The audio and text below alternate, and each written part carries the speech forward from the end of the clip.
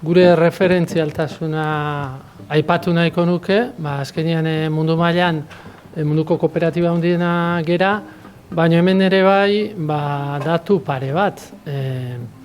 Arlo pribatuan noski, Gipuzkoako enplegutzaile handiena gea, Bizkaiakoa ere bai eta Euskadikoa ere bai, ez? Eta bestalde, estatu mailan 5. enplegu emailea gera.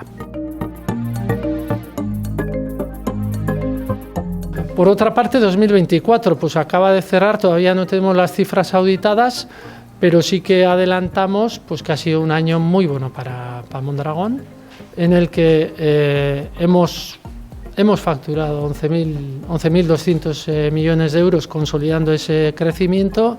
Hemos crecido en la división de industria un 2,2%, en la división de distribución un 2,8%, y qué decir de la división de finanzas, en el que la semana pasada Caja Laboral pues ya publicó unos resultados con un 23% de crecimiento.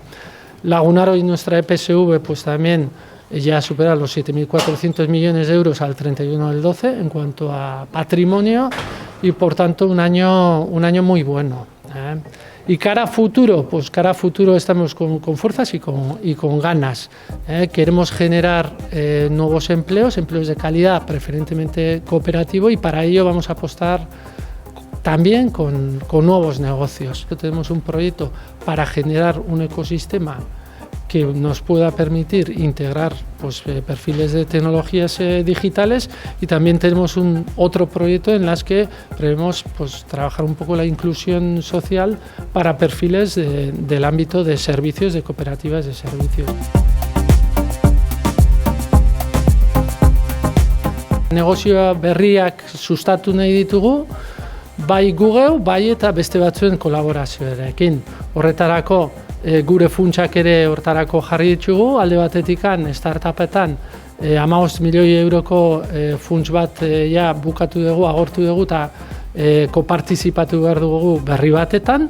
Lanketan nahi gea beste 15 milioi euroko inguruko scale-upeko fondo batetan, eta azkenik gure negozioak sortzeko Mondragon Inversionesen proiektu PIEK deitzen dugun interes estrategiko korporatiboetan ere daukagu asignatuta 15 milioi euro aurten, ia kapazagean negozio berriak sortzeko, oraintsu Orbik eta Inkia sortu ditugun moduan.